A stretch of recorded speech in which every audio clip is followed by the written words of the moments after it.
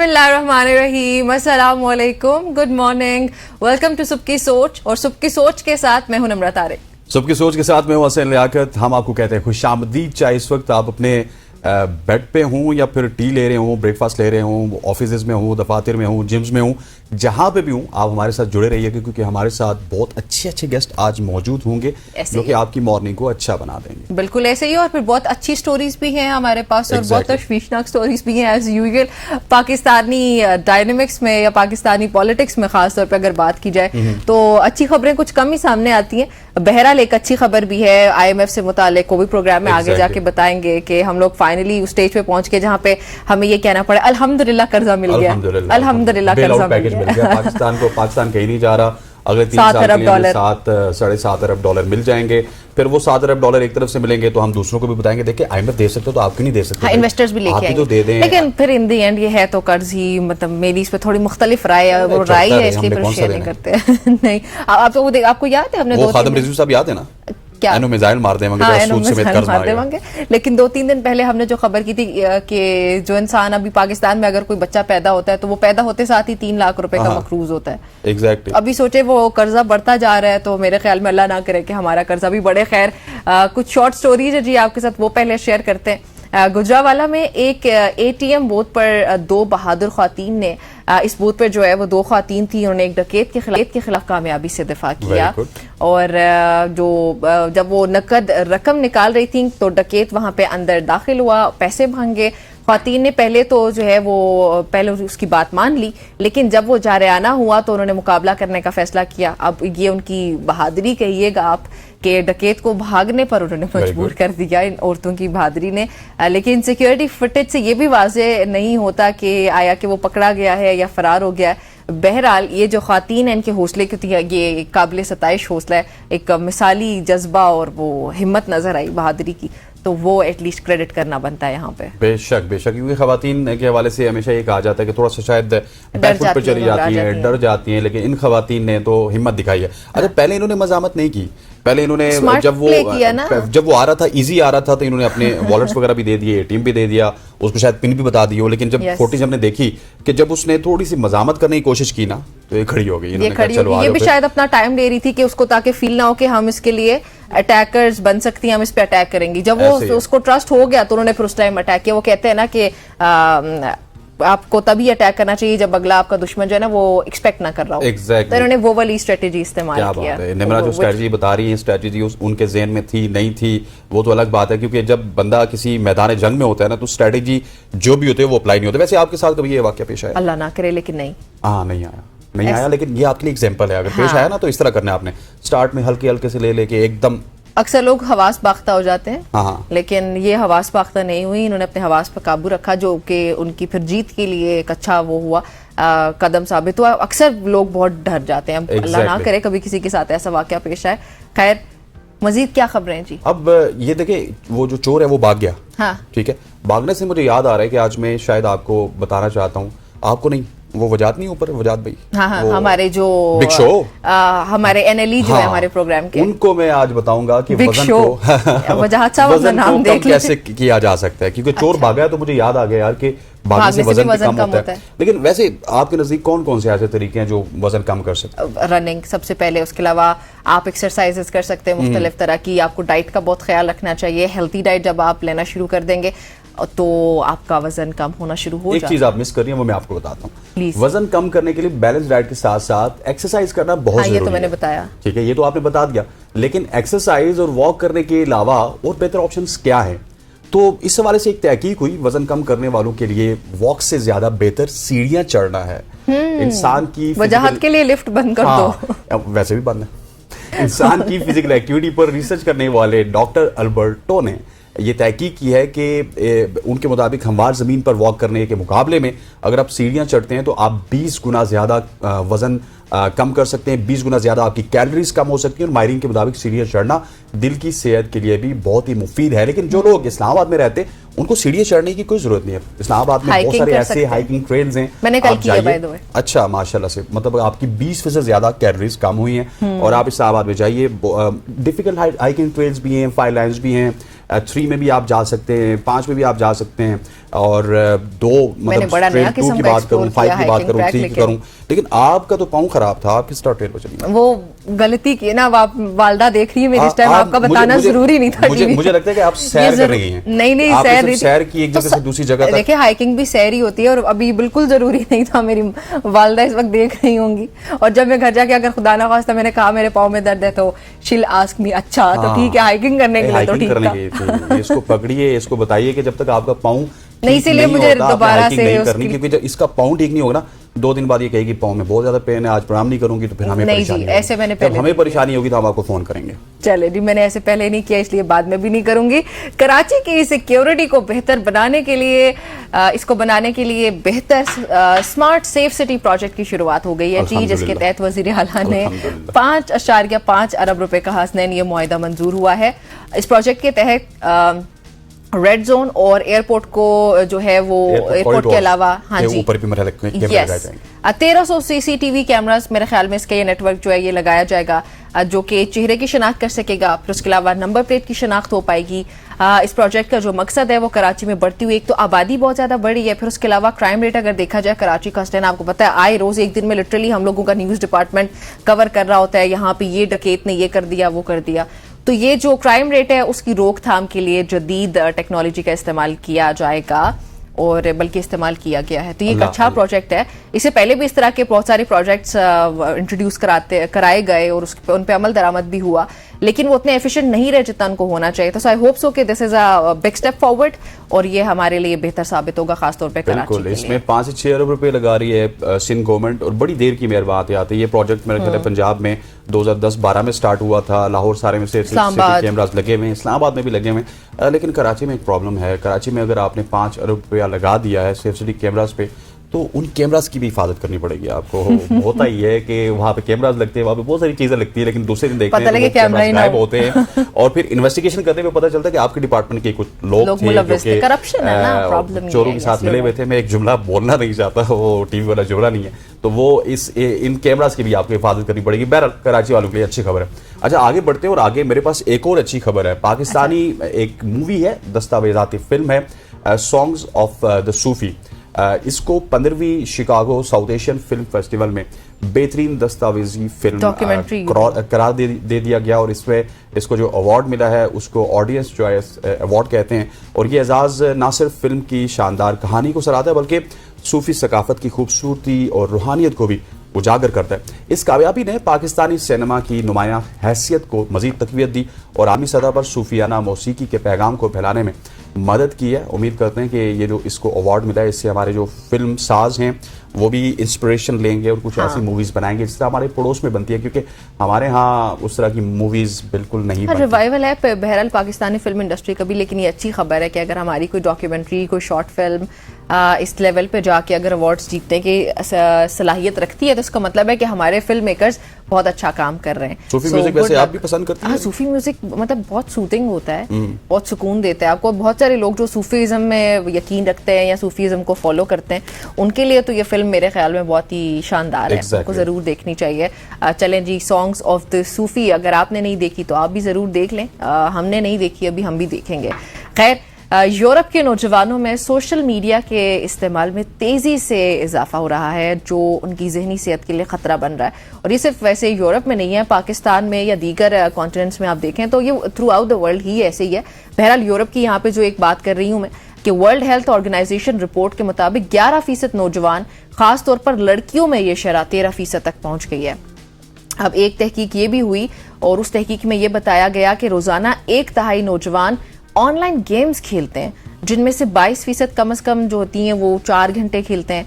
माहिरीन ने फौरी तौर पर कार्रवाई करने की ज़रूरत पे जोर दिया, ताकि जो नौजवानों को ये जो नुकसानात हैं हसनैन, ये जो आदत इनकी बन रही हैं, इनसे इनको बचाया जा सके। और ये जो सूरत हाल है, ये नौजवानों की ज़िंदगी पर बहुत ऑब्वियसली गहरे असरात डाल रही है, जैसे कि डिप्रेशन हो गया, या फिर आप लोग अपनी स्टडीज़ पर उस तरह फोकस नहीं कर पाते, आपका फोकस नहीं रहता है, जब आपकी परफॉर्मेंस नहीं रहती है, फिर आपकी जो तालीमी कारकर्दगी, ऑब्वियसली स्टूडेंट्स हैं ये या टीनेजर्स हैं मोस्टली, तो उनकी कारकर्दगी भी मुतासर होती है। ये पूरी दुनिया में ऐसे हो रहा है। वैसे मेरे ख्याल में हम लोग तो क्योंकि पाकिस्तान की बात करेंगे, तो प्लीज़ पाकिस्तान में भी इस पे हम भी जोर दिलाते हैं, मीडिया जो है बार बार ये एडवोकेट करने की कोशिश करता है कि प्लीज ये एक सीरियस मसला बनता जा रहा है। एटलीस्ट 20 ईयर्स तक या एटलीस्ट 18 ईयर्स तक मेरे ख्याल में बच्चों के पास फोन्स नहीं होने चाहिए। बिल्कुल ऐसे ही। और पहले बच्चों की बात हो रही थी, अब नौजवानों की बात कर रही हैं आप। और इवन बच्चे नौजवान, ये स्टोरीज पाकिस्तान में भी देखी है, ये स्टोरीज ऑस्ट्रेलिया से भी, ऑस्ट्रेलिया के प्राइम मिनिस्टर इसको डिस्कस करते हुए नजर आए। लेकिन मेरा सवाल ये है कि आपने जब सोशल मीडिया बनाया था तो उस वक्त क्या आपको इल्म नहीं था कि ये सब कुछ होने वाला है? क्योंकि बहुत सारी चीज़ें ऐसी हैं। अब आप एक मिसाल ले लें, किसी भी नशे की मिसाल ले लें। सिगरेट नोशी ना जब स्टार्ट हुई, मैं अगर 90s की बात करूँ, 1800 की बात करूँ, तो जो ब्रिटिश कंपनीज थी वो पाकिस्तानी मजदूरों को फ्री सिगरेट दिया करती थी स्टार्ट में। ठीक है, वो अपने रेस्ट टाइम पे सिगरेट पीते थे और वो 5-6 साल 7 साल यही सिलसिला जारी रहा। फिर उसकी कीमत कुछ की होगी उस वक्त, कोई 8 आने 4 आने इस तरह की कीमत हुई होगी। और उसके बाद अब से वो सिगरेट एक तो महंगे हो गए, ऊपर से उसके ऊपर लिखा होता है कि आपकी सेहत के लिए अच्छे नहीं है। तो भाई निकालते क्यों इस तरह की चीज़ें? मतलब इस तरह की इकोनॉमी को प्रमोट भी आप ही करते हैं, ऊपर से उसके बाद जब उसमें इम्प्लीमेंटेशन नहीं होती तो फिर आप तहकीकात भी हमें बताते हैं कि ये तहकीक होगी, ये तहकीक होगी। अरे भाई, इससे पहले आप हमें तहकीक बताएं, फेसबुक वालों के साथ बैठ लें, इंस्टा वालों के साथ बैठ लें, ट्विटर वालों के साथ बैठ लें, गाइडलाइंस बना लें तो वो ज़्यादा बेहतर रहेगा। बिल्कुल ऐसे ही है, गाइडलाइंस तो लाजमी है। पाकिस्तान में तो मेरे ख्याल में हसन इस पे बहुत काम होने वाला है। खैर आगे बढ़ते हैं, एक और स्टोरी भी आपके साथ शेयर करते हैं। हसन, क्या आपको पता है कि जो किचन में स्पंज यूज होते हैं, जो सफाई के लिए हम लोग इस्तेमाल करते हैं, दरअसल वो जो है वो टॉयलेट सीटों से भी ज्यादा जो है बैक्टीरिया अपने अंदर रखते हैं। एक रिसर्च हुई है, उस रिसर्च के मुताबिक ये जो स्पंज हम लोग यूज करते हैं, जो कुछ क्यूबिक सेंटीमीटर्स का होता है, 54 अरब बैक्टीरिया तक रख सकते हैं। हालांकि इतना सा उसका साइज होता है और वो 54 अरब बैक्टीरिया उसमें उसके अंदर होता है, जिससे नुकसानदेह जरासीम बहुत सारे हैं। ई कोली, अगर आप बैक्टीरिया की बात करें, ई कोलाई इसमें होता है। फिर उसके अलावा कुछ लोग ई कोली बोलते हैं, coli, we can pronounce it both ways. बहरहाल ये इसमें शामिल होता है। उसके अलावा सैल्मोनेला भी इसके अंदर होता है। ये बैक्टीरिया की टाइप्स हैं और ये इसमें होती हैं। सो सेहत के लिए खतरात को कम करने के लिए स्पंज की बाकायदगी से सफाई किया करें और तब्दीली बड़ी जरूरी है। हमारे मुझे इवन अपने किचन के हालात भी पता होते हैं। एक स्पंज आ जाता है भाई, वो पता नहीं कितने कितने महीने चलता है। कम से कम मेरे ख्याल में 15 दिन के अंदर आपको वो स्पंज आपका नया खरीदना चाहिए। वैसे तो कम टाइम होना चाहिए उससे भी, लेकिन एटलीस्ट 15 दिन के अंदर तो अपने नया स्पंज ले आए। मेरी वालदा भी देख रही हैं, बहुत सारी ख्वातीन इस वक्त देख रही होंगी। प्लीज स्पंज अपने चेंज कर। घर वाले भी देख रहे हैं, बहुत सारों के घर वाले देख रहे होंगे। हाँ। मेरे तो मुझे नहीं देखते। खैर आज मुझे वो वैसा पीसीआर से बता रहे कि लग रहा है ये घर नहीं जाएगी आज मैं घर से निकाली। लेकिन ये टाइम होता है, चाहे हमारे घर वाले हमें देख रहे हैं या नहीं देख रहे, आपके तो घर वाले लाजमी तौर पे आपको देख रहे होंगे। ये सब खवातीन के लिए एक पैगाम है। वही मैंने कहा ना कि मेरे घर से मैंने स्टार्ट किया। एग्जैक्टली, बहुत ही इंटरेस्टिंग स्टोरी है, क्योंकि एक स्पंज है जिसके अंदर 54 अरब बैक्टीरिया शामिल है। मतलब इतना ज्यादा वो इफेक्ट कर सकता है। सोचे वो जरासीम जब आप बर्तन धोते हैं वो उसमें जाते हैं, फिर उन्हीं बर्तनों में आप खाते हैं, डायरेक्टली वो आपकी बॉडी में जाते हैं और फिर हम बैठ के रो रहे होते हैं कि भाई हम बीमार हो गए। जब हाइजीन का हमारा ये हाल होगा तो फिर तो बीमार तो होना ही है। बिल्कुल ऐसे ही। आगे बढ़ते हैं, अगली स्टोरी आपको बताते हैं। मैं आपको बताने से पहले निम्रा से पूछना चाहता हूँ, निम्रा कभी आपने सुना है कि कोई दुनिया में ऐसा समुद्र भी है जहाँ पे कोई बंदा डूबा नहीं आज तक? नहीं, मैंने सुना नहीं कभी। मतलब मैं आज आपको बताऊंगा, लाजमी तौर पे ऐसे होता है, हादसा तो हर जगह पे होता है। इवन छोटी सी कोई लेक ले लो, वहां पे भी आपको सुनाई देगा कि यार इस पे 10 साल पहले ये हुआ था। नहीं हुआ वहां पे आज तक। अरे वाह, ये मैं वही बताने वाकई अनोखी बात है। मैं आपको भी बताने लगा हूँ, निम्रा को भी बताने लगा। आमतौर पे समुद्र को तफरी और ज़हनी सुकून का जरिया समझते हैं, ये तो लेकिन कुछ समुद्री तारीखी और जोग्राफियाई लिहाज से कुछ समुद्र बहुत ही ज़्यादा अहम है। इस समुद्र की मैं बात कर रहा हूँ, नाम मैं आपको बाद में बताऊंगा। ये इजराइल के दारुल हुकूमत तल अवीव से सिर्फ 2 घंटे दूर है, जबकि अगर जॉर्डन की बात की जाए तो उससे 1 घंटे की दूरी पे। इसको आप समुद्र भी कह सकते हैं, इसको लेक भी कह सकते हैं, बहुत कुछ कह सकते हैं, लेकिन यहाँ पे सेहत के लिए कुदरती इलाज भी मौजूद है। अच्छा। और इस समुद्र का नाम है डेड सी। डेड सी का नाम तो आपने सुना होगा। Yes, I know about that. अगर इसकी आपको बताता चलूं हिस्ट्री, तो ये 2 मिलियन साल कबल बनाई गई थी। ये झील एग्जैक्ट समुद्र है, मतलब डेड सी पूरी दुनिया इसको जानती है। और वो बंद है तो इस वजह से उसको कुछ लोग झील भी कह देते हैं, कुछ लोग डेड सी कहते हैं। डेड सी दुनिया की सबसे गहरी हाइपरसीलियन झील है जो 304 मीटर की गहराई में है और इसमें नमक की मिकदार तकरीबन 32% है, जो आम समुद्री पानी से कहीं ज्यादा है। यहाँ पानी में नमक की मिकदार बहुत ज्यादा होने की वजह से कोई भी शख्स नहीं डूबता।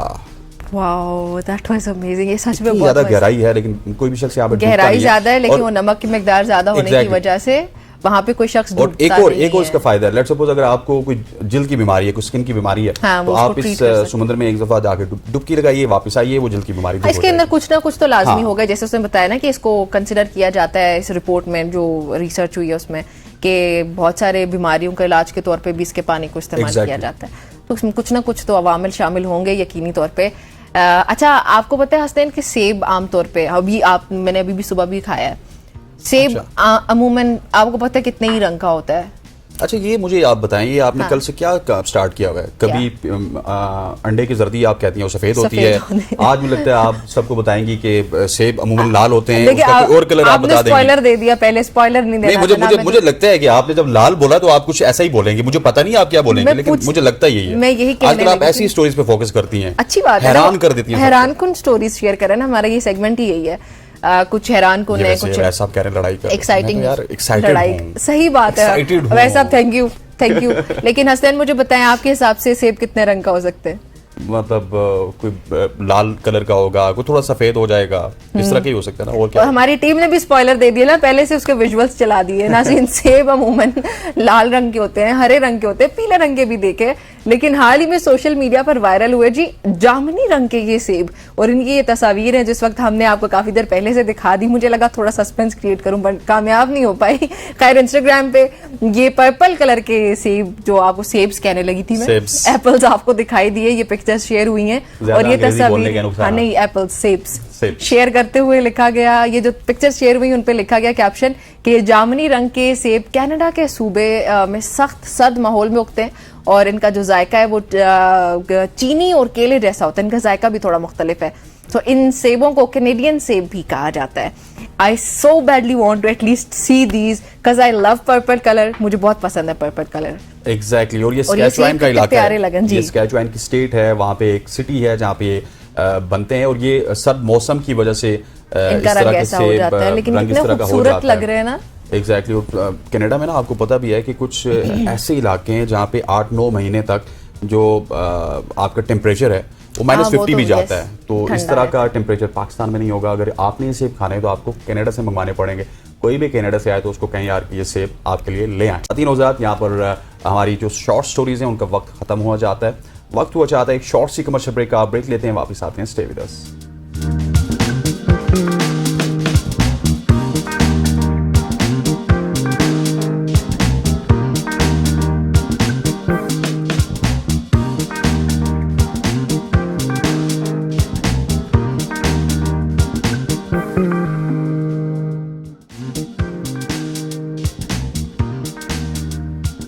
Welcome back everybody. एक बार फिर से आपको खुशामदीद कहते हैं। सुबह की सोच में पाकिस्तान की सोच कहने लगी थी मैं। खैर, अच्छा, पाकिस्तान की सोच भी है, हम पाकिस्तानी हैं। एक मसला जो हम बार बार हाईलाइट करते हैं अपने प्रोग्राम के थ्रू, वो या तो एजुकेशन डिपार्टमेंट्स के जो मसाइल होते हैं वो होते हैं, या तो खास तौर पे फोकस रहता है अक्सर हेल्थ इश्यूज को लेके। तो आज भी हम जो बात करेंगे, हसनैन मंडे को भी डिस्कस किया था, सिंध की जो गवर्नमेंट ने जो लापरवाही और गफलत बरती है उस पर हमने बात की थी। अभी हम बात करने लगे कुछ MD कैट में फेल होने वाले तलबा के हवाले से, जो इस वक्त इस्लामाबाद हाई कोर्ट भी पहुंच चुके हैं, और इम्तिहान जो हुआ उसके खिलाफ उन्होंने एहतजाज भी किया है। अब जो स्टूडेंट्स हैं उनका नाज़रीन ये मौक़िफ़ है कि पर्चे में 20 से ज़ायद क्वेश्चन है जो आउट ऑफ सिलेबस है। अब ये स्टूडेंट्स जो हैं इन्होंने यूनिवर्सिटी के VC पे भी ये इल्जाम लगाया कि वो मामला उठाने पर पिछले दरवाजे से निकल गए, और उन्होंने जाके पुलिस बुला ली। उन्होंने इम्तिहान दोबारा लेने का मुतालिबा किया जो स्टूडेंट्स हैं, जबकि मुल्क भर में इस वक्त 1,60,000 उम्मीदवारों ने टेस्ट में शिरकत की, जिसके दौरान कुछ स्टूडेंट्स पर नकल के इल्जाम लगा दिए गए। हसनैन, आप ये देखें, और स्टूडेंट्स जो हैं वो इस वक्त ये भी कह रहे हैं कि यूनिवर्सिटी इंतजामिया ने अपने मनपसंद लोगों को टेस्ट में कामयाब करवाने की कोशिश की है, और कामयाब किया भी है।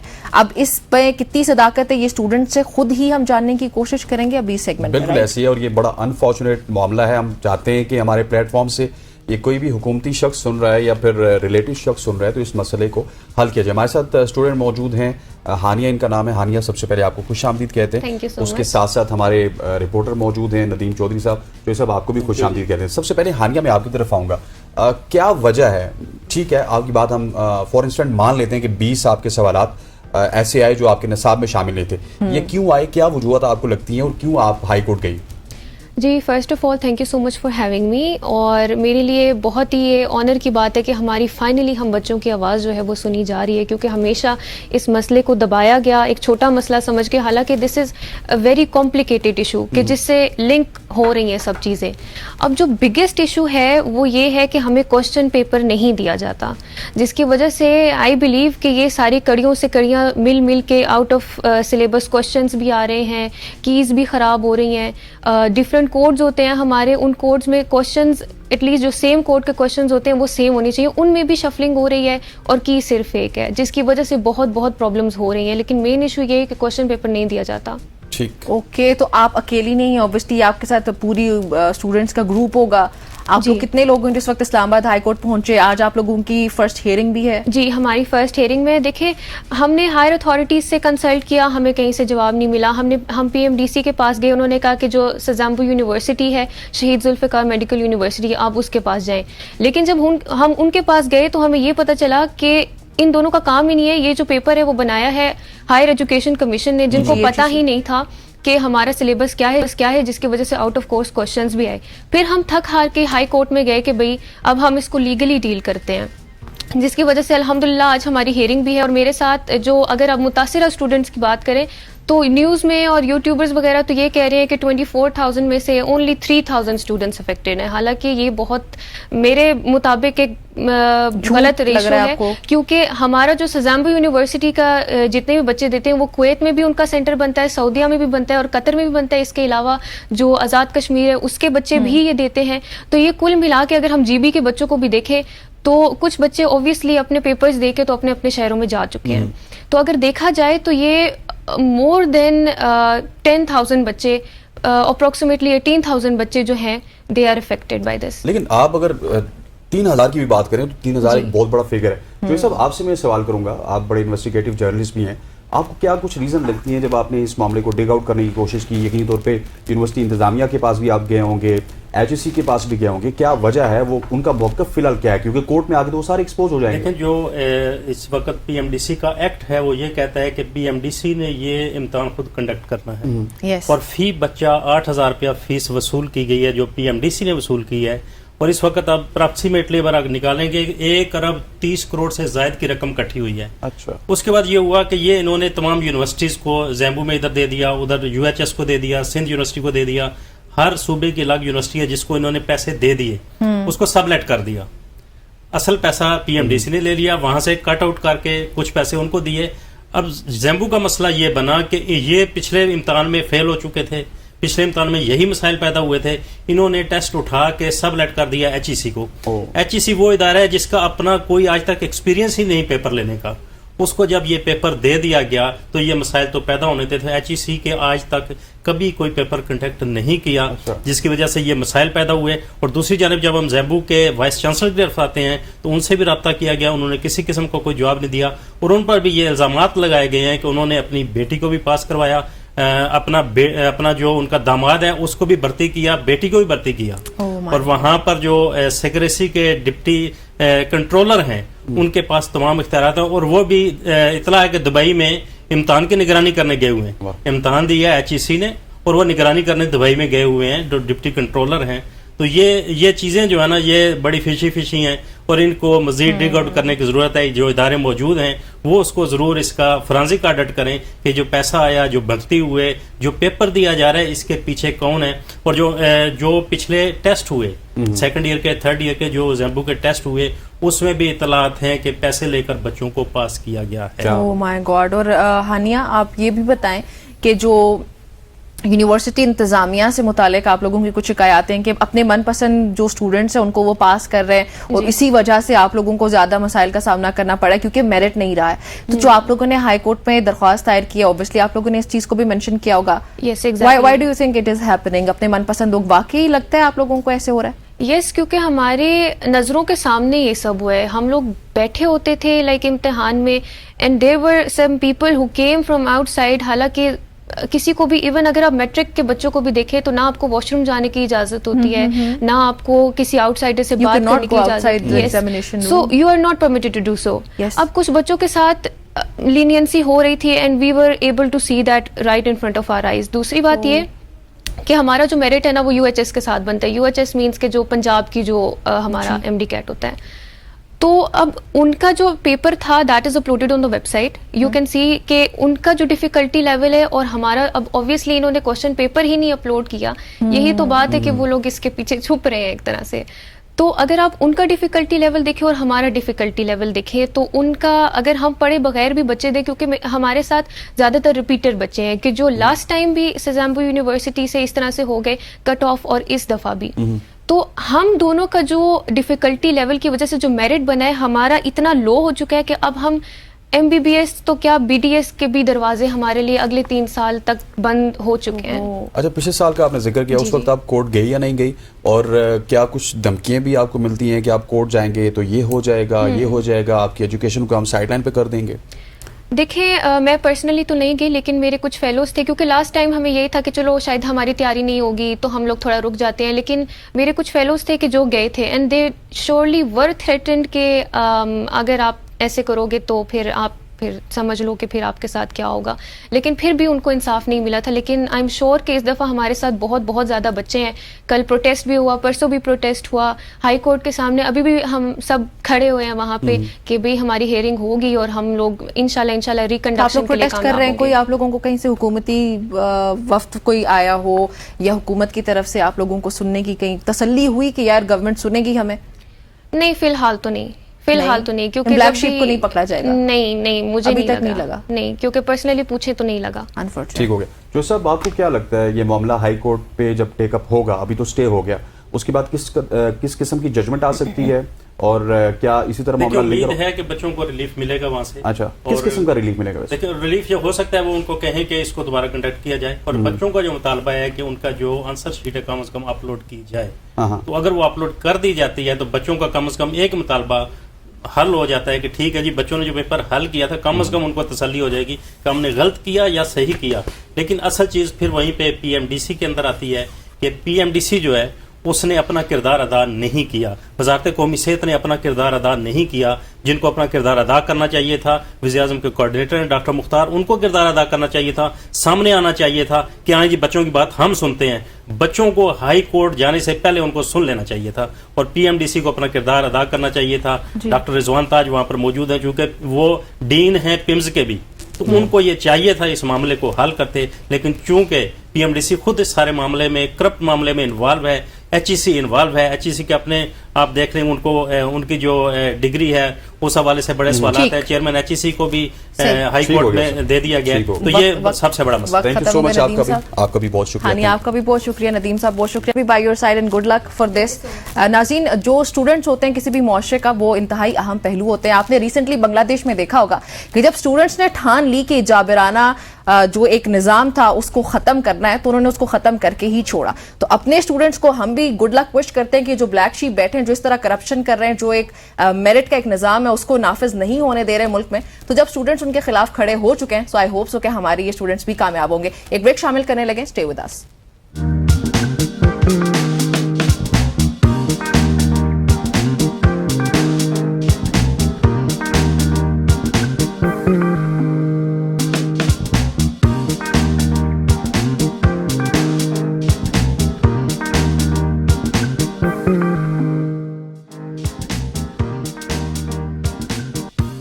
वेलकम बैक टू सुबह की सोच। अब हम बात करेंगे मुल्क की सियासत की, जहां पे मुस्लिम लीग नून के रहनुमा और सेनेटर इरफान सिद्दीकी ने बानी पीटीआई इमरान खान की जानिब से जस्टिस मंसूर अली शाह की चीफ जस्टिस के ओहदे के लिए हिमायत करने पर उनको तनकीद का निशाना बनाते हुए कहा कि आपने फैज़ हमीद को चीफ बनाना था और अब आप मंसूर अली शाह को चीफ बनाना चाहते हैं। आप अपनी पसंदीदगी का दाग जस्टिस मंसूर के माथे पर लगाकर उन्हें क्यों फैज़ हमीद बनाना चाहते हैं?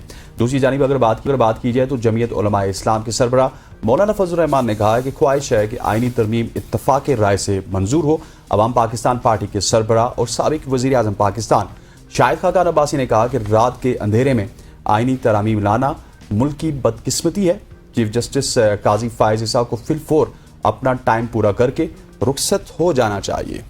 बिल्कुल जी, ये तमाम तरह मामला चल रहे हैं पाकिस्तानी सियासत में और हम एक्सपेक्ट खैर क्या करते हैं। हमारे साथ मौजूद है जी नसीम साहब, नसीम सिद्दीकी साहब, जो कि एनालाइज करेंगे इन तमाम तर मामलात को। नसीम साहब अस्सलाम वालेकुम, वेलकम टू द शो। वालेकुम सलाम, very good morning. Good morning, good morning sir. ये बताइएगा कि ये जो जुडिशरी वर्सेस जो हमारी गवर्नमेंट हो गई है, क्या हमारा मुल्क इसका मुतहम्मिल है कि हमारी अदलिया और हमारी हुकूमतें इस तरह आपस में लड़ती हुई हमें क्लियरली दिखाई दे? देखिए, अपना किसी भी मुल्क में अगर रूल ऑफ लॉ नहीं है, आइन और कानून की पासदारी नहीं है, तो वो मुल्क कभी भी तरक्की नहीं कर सकता। ये जो अभी बात इन्होंने बताई कि इरफान सिद्दीकी साहब ने ये बात कही है, तो बात तो ये है कि इमरान खान के कहने से क्या होता है, एक रूटीन में मैटर चला रहा है। जब से जस्टिस इफ्तिखार ये चौधरी ये रूल लेके आए थे कि जो भी सीनियर तरीन जज होगा वो चीफ जस्टिस होगा, तो अभी तक तो ये मामला बिल्कुल ठीक चल रहा था। लेकिन जब से चीफ जस्टिस काजी फाइज ईसा आए हैं, पहले तो इजाजुल एहसन साहब से जो है इस्तीफा लिया गया, क्योंकि वो नए आने वाले चीफ जस्टिस होते हैं जस्टिस काजी फाइज ईसा के जाने के बाद। और अभी भी जो है मंसूर अली शाह इन लाइन है।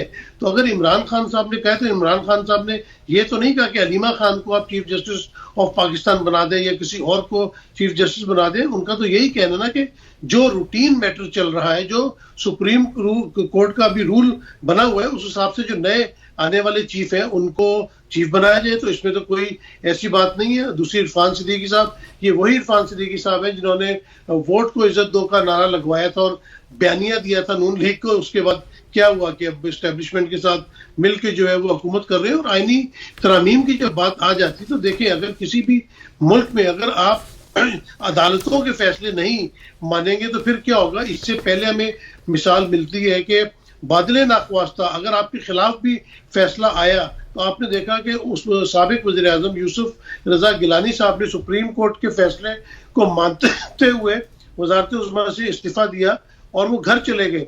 और उस वक्त यही नवाज शरीफ साहब थे जो कहते थे कि ये जंगल का कानून नहीं है, ये कोई जंगल नहीं है, आपको सुप्रीम कोर्ट के फैसले मानने पड़ेंगे। और उसके बाद आपने देखा कि जब डिप्टी स्पीकर कौमी असेंबली कासिम सूरी साहब ने अदम एतमाद के वक्त एक फैसला दिया था, और जब सुप्रीम कोर्ट का फैसला आया तो उनको भी बादले नाख्वास्ता वो फैसला मानना पड़ा। तो अब ऐसी क्या बात है कि एक लार्जर बेंच है जिसमें 13 जज थे और 8 जजों ने फैसला दिया, बल्कि 11 जजेस इस बात पे मुत्तफिक है कि मखसूस नशिस्तें पीटीआई को मिलने चाहिए। पीटीआई एक सियासी पार्टी है, हुकूमत को इसमें क्या कबाहत है, हुकूमत क्यों कब्जा करना चाहती है मखसूस सीटों के ऊपर। जबकि जस्टिस आयशा ने उनसे एक सवाल पूछा था कि चले अब पीटीआई को ये सीटें मिले या ना मिले, ये बात की बात है, लेकिन ये बताइए कि आपका इन सीटों के ऊपर क्या हक बनता है। तो अपने इनके 2 नंबरी करने के लिए आप कानून को टिल्ट करना शुरू कर दें, आइन और कानून की तौहीन करनी शुरू कर दें, तो मुल्क में एनार्की बढ़ जाती है। और आपने देखा कि जिस तरह इलेक्शन कमीशन और इलेक्शन कमिश्नर ने रोगर्दानी की, आइन और कानून से सुप्रीम कोर्ट के फैसले नहीं माने और मुल्क के अंदर आइन के मुताबिक 90 रोज के अंदर इंतखाबात नहीं करवाए, ना पंजाब में, ना खैबर पख्तूनख्वा में और ना ही वफाक में, तो उसके कॉन्सिक्वेंसेस कौम को भुगतने पड़ रहे हैं। और मुल्क में जो इंतशार है, जो मईशत हमारी गैर मुस्तहकम है, सियासी इस्तेकाम नहीं है मुल्क में, उसकी वजह सिर्फ यही है कि हुकूमत जो है वो आइन और कानून की पासदारी नहीं कर रही। जी अच्छा सिद्दीकी साहब, मुझे ये बताइएगा, जिस तरह इरफान सिद्दीकी साहब ने बात की ना, बेसिकली उनके कहने का मकसद ये है कि पहले आपको पता है आर्मी चीफ की बात हो रही थी, फैज़ हमीद साहब को आर्मी चीफ बनाना है, उसके हवाले से फिर प्रीएम्प्टिव मेजर्स लिए गए, बड़े बड़े लॉन्ग मार्च हुए, उनकी गवर्नमेंट को चलता किया गया। अभी भी हो सकता है स्मूथ ट्रांजिशन हो जाती, लेकिन आज से 6 महीने पहले ही वो हमें बताते हुए नजर आए कि मंसूर अली शाह अगले चीफ जस्टिस होंगे तो ये चेंज हो जाएगा, ये हो जाएगा, ये हो जाएगा। तो खान साहब को भी मेरे ख्याल है थोड़ा सा एहतियात का दामन बरतना चाहिए, पहले ही इस तरह के बयानात नहीं देने चाहिए कि जहां से दूसरी पार्टी को लगे कि पता नहीं मंसूर अली शाह साहब आ जाएंगे तो वो क्या कर देंगे। देखिए, बात आपकी बिल्कुल सही है। आपने जिस तरह बात की फैज हमीद साहब की, तो फैज हमीद साहब लेफ्टिनेंट जनरल थे और कोई भी लेफ्टिनेंट जनरल जो है वो क्वालिफाई करता है आर्मी चीफ बनने के लिए। अभी तो मिनिस्ट्री ऑफ डिफेंस की तरफ से 4 नाम आने थे, उसमें फैज हमीद का नाम होता या नहीं होता। अगर उनको आर्मी चीफ बना भी दिया जाता तो ये तो सबका हक बनता है ना। आप वक्त से पहले लोगों ने भी कहना शुरू कर दिया ना जी कि उन्होंने फैज हमीद को लेके आना था, तो इस वजह से उनकी गवर्नमेंट खत्म की गई। तो इसी तरह अभी भी बात है कि मंसूर अली शाह साहब की हमायत इसलिए हो रही है कि उनके आने को रोका जा रहा है, क्योंकि जब जस्टिस फाइज ईसा की वो चीफ जस्टिस नहीं थे तो उनका 3 महीने पहले नोटिफिकेशन कर दिया गया था कि ये अगले चीफ जस्टिस होंगे। अब जब आप एक आने वाले चीफ जस्टिस का नोटिफिकेशन नहीं कर रहे और तरह तरह की तरामीम लेके आ रहे हैं जो कि बिल्कुल गैर मुतवक्का है। वजह यह है कि हमने देखा कि 73 में जब एक हमारा मुत्तफिका आइन बना था उस वक्त जुल्फिकार अली भुट्टो साहब पाकिस्तान के वज़ीर आज़म थे, तो उन्होंने अपोजिशन को ऑन बोर्ड लिया था और ये मुत्तफ़िक़ा आइन बना था। अब उसी आइन में अगर आप तरमीम करना चाहते हैं तो कहाँ से ये तरामीम रात के अंधेरे में आ रही हैं कि वज़ीर कानून को नहीं पता कि क्या मसवदा है, पीपल्स पार्टी को नहीं पता क्या मसवदा है।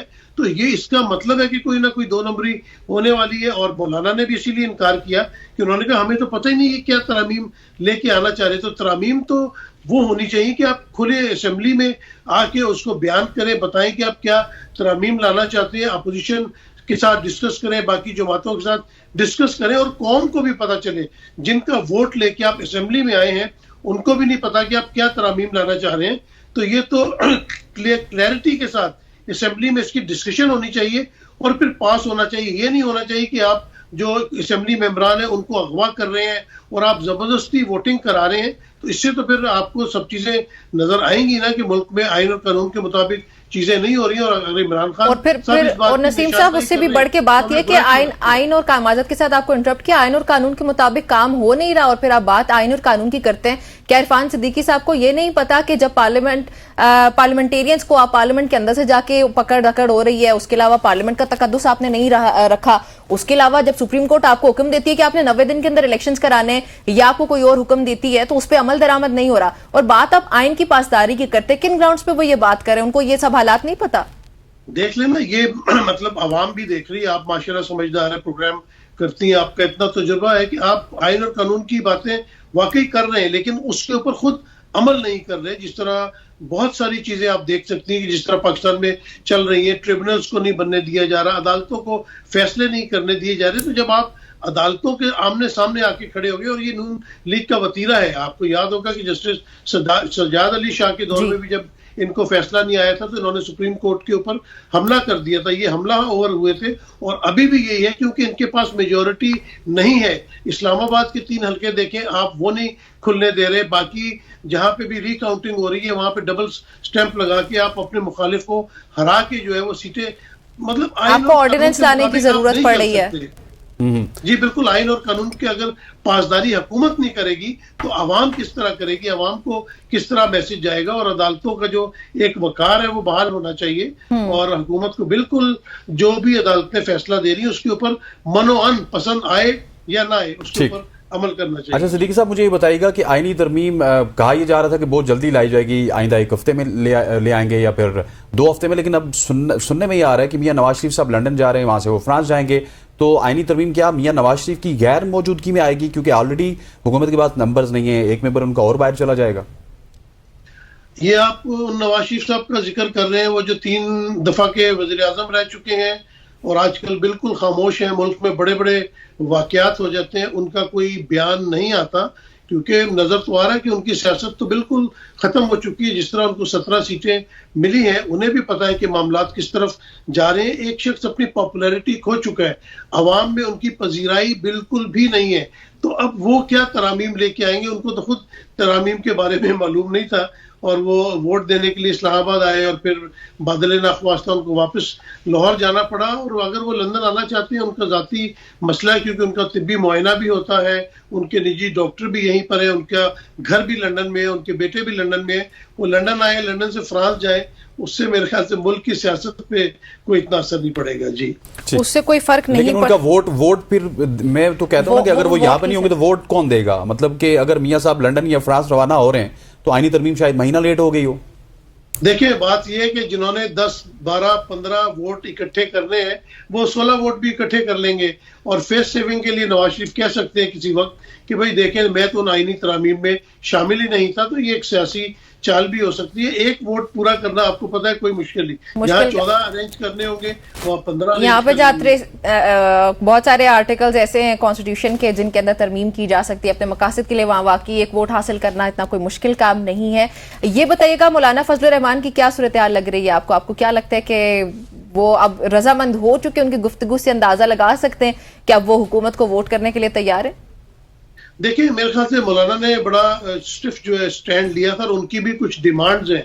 अगर उनकी डिमांड्स पूरी कर दी जाती हैं तो वो मेरे ख्याल से आईनी तरामीम में हुकूमत का साथ दे सकते हैं। लेकिन होना ये नहीं चाहिए कि आप अपनी डिमांड्स रख के, आपको चाहिए कि आप असूल पे खड़े रहें। जो आईनी तरामीम लानी चाहिए, जो जरूरी है वो जरूर आनी चाहिए और असेंबली में डिबेट करके उसके ऊपर वोटिंग होनी चाहिए और किसी के ऊपर जोर जबरदस्ती नहीं होनी चाहिए।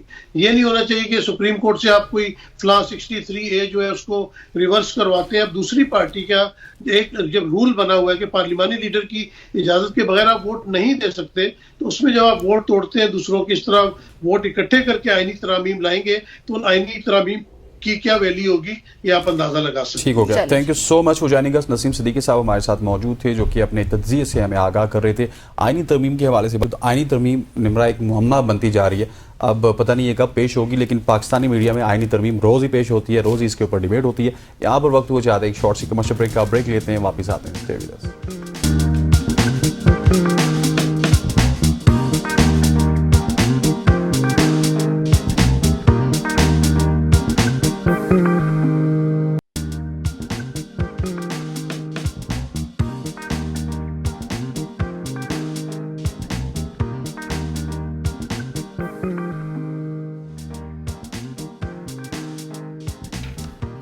वेलकम बैक टू सुबह की सोच। अब हम बात करेंगे एक ऐसी चीज़ की जो कि आजकल पाकिस्तान में बहुत ज़्यादा पॉपुलर है, बाहर जाना, बाहर जाके स्टडी करना। बरतानिया की बात की जाए तो बरतानिया की जानिब से पाकिस्तान के लिए रवा साल ट्विनिंग स्कॉलरशिप का आगाज़ किया गया, ऐलान किया गया। और ये स्कॉलरशिप बरतानिया का एक गैर मुल्की स्कॉलरशिप प्रोग्राम है जो कि मुकम्मल तौर पर माली इनायत याफ्ता मास्टर डिग्री कोर्स पर 1 साल के लिए बरतानिया में तालीम हासिल करने की गर्ज से स्टूडेंट्स को ग्रांट्स पेश करता है। इस प्रोग्राम को फॉरेन और कॉमनवेल्थ एंड डेवलपमेंट ऑफिस और पार्टनर्स की तंजीमों का ताउन भी हासिल होता है। ये स्कॉलरशिप दुनिया भर से कोई भी लायक स्टूडेंट हो जिसमें ये काबिलियत हो, एहलियत हो, वो उसकी बिना पे हासिल कर सकते हैं। और ये बरतानिया की तारीख का सबसे बड़ा स्कॉलरशिप प्रोग्राम है। बिल्कुल जी, ऐसे ही है। और इसे हासिल करने की सूरत में 1 साल तक आप बरतानिया में तालीम हासिल कर सकते हैं और अपने बरतानिया में ही आप रहेंगे और अपने ख्वाबों की जो आपकी यूनिवर्सिटी है वहाँ पे तालीम भी आप हासिल कर सकते हैं। सो इस पे बात करने के लिए हमें ज्वाइन किया स्टूडियो में एनएससी लैक्स ने, जो कि डीन है एसेक्स यूनिवर्सिटी की। उनको खुशामदीद कहते हैं और फिर जो सवालात हैं वो जानने की कोशिश करते हैं कि आप लोग भी किस तरह स्कॉलरशिप के लिए अप्लाई कर सकते हैं और बरतानिया में जाके तालीम हासिल कर सकते हैं। Hello NSC, how are you doing? Really well, thank you. All right, so I just want to know that what is Chevening Essex Scholarship? You have to describe that in a few words so that our people can know, our audience can know. Absolutely. So we're enormously proud of our Chevening Scholarship at the University of Essex. Essentially what this is the University of Essex, one of the UK's top 25 ranked universities, partnering with the Chevening Commission to bring fully funded scholarships for Pakistani students in the areas of climate change or cultural heritage. So we're really hoping that this is meeting the future needs of Pakistani students and Pakistani leaders through coming to the UK to take advantage of the unique courses that we're offering. That's great. That's great. Please tell us who is eligible for this. Oh, well, anybody eligible for a postgraduate taught qualification. So if you've done your undergraduate and are ready to move on to your postgraduate, then absolutely you are eligible to apply. And there's a number of areas that students can apply in. So even though it's cultural heritage and climate change and sustainability, we're not just looking for scientists. We're not just necessarily looking for one kind of scholar. They can come from a law background. They might come from a creative arts background, or they might come from a life sciences, biological sciences background. We're really interested in opening out these scholarships to the maximum amount of people.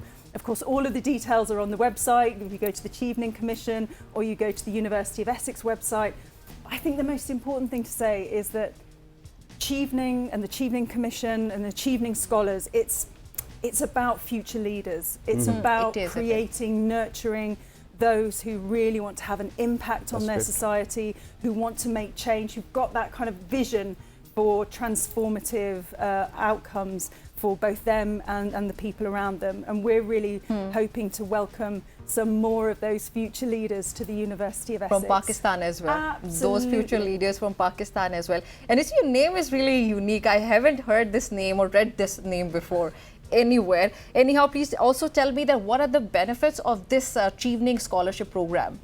Gosh, there are so many benefits to being a Chevening scholar. I think first and foremost, you know, I think it's so important to emphasise that this is giving a fully funded scholarship.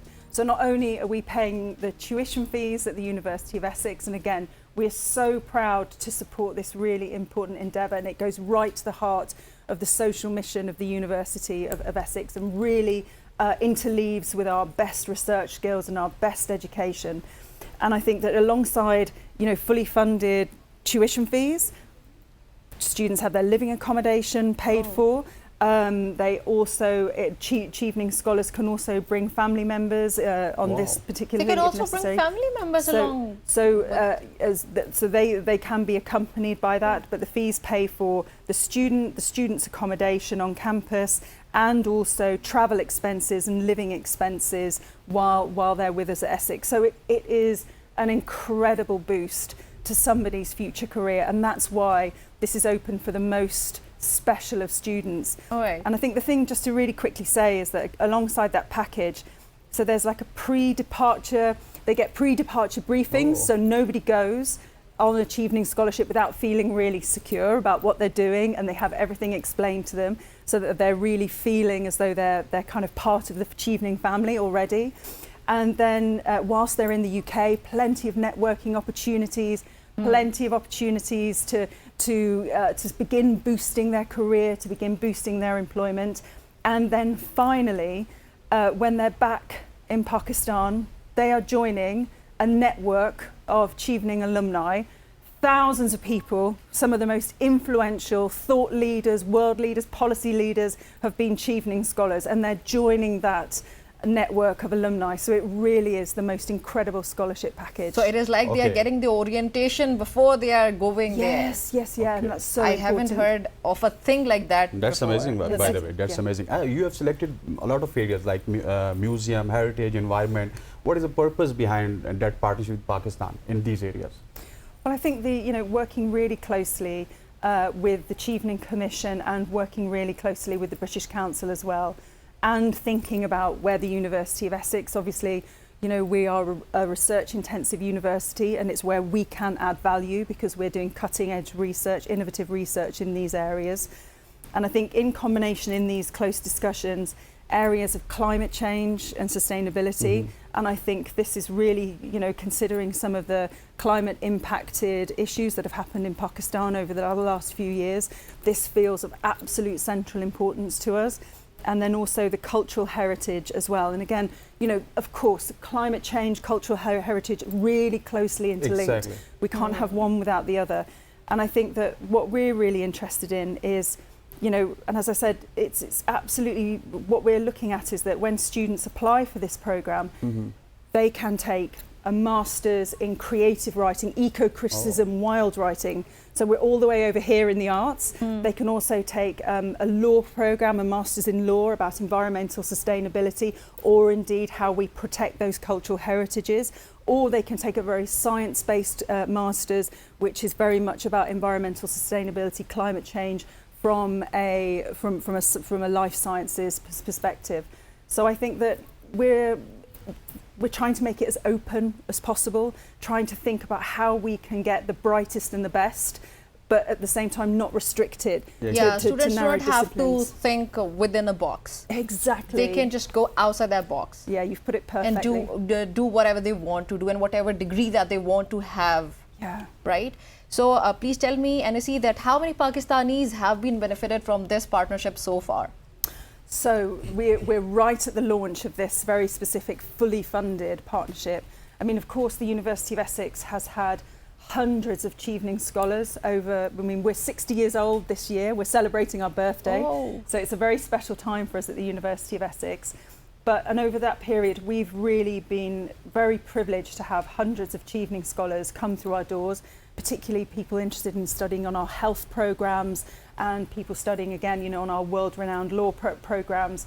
But we are launching, we're welcoming our first students in October 2024. Oh, Very nice. So there's the first cohort, and we're really excited for them to be part of our community. And then obviously, we're really hoping that once these scholars come to Essex, come to the UK, from then on, you know, we're really cementing that relationship. It's more with like Pakistan. often, Exactly. it's like a Chevening Essex family. Yeah, exactly. Exactly. Is there any process that after that degree, after that scholarship program, do you have any exchange program or any relationship with your ex-students as well? Yeah, absolutely. Our alumni network is really important to the University of Essex. I mean, you might know that one of our biggest international communities at the University of Essex is Pakistani students. Yeah, wow. So the University of Essex, we rank exceptionally highly in the UK for our internationalisation, not just in terms of our student numbers, but also in terms of our staff base. You know, I work Quality alongside... education as well. Yeah, absolutely. So we have very many sort of Pakistani academic colleagues that I work alongside. And again, a really sort of great pleasure and privilege for that knowledge exchange network. But I think also because we have in our long history at Essex had so many Pakistani students, they were some of the first students to come to Essex University way back in the 1960s. And we have this thriving alumni community network here in Pakistan. I mean, last year, over 700 Pakistani students came to the University of Essex. That's great. Really strong student community, really part of the way that you know, they're shaping the vision of our university right now. And so I think that the Chevening Essex scholars from Pakistan, they're joining that alumni network as well as joining the Chevening network great. as well. So hopefully they become part of a very strong family Community. together. Exactly, Yes, yeah. strong community. Do you have any other plans for any other kind of collaborations here in Pakistan?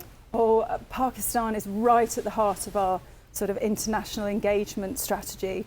And we're here this week in country as well because we're launching a brand new partnership with Beacon House International College. Oh, that's great. Where students can study for University of Essex degrees in Pakistan.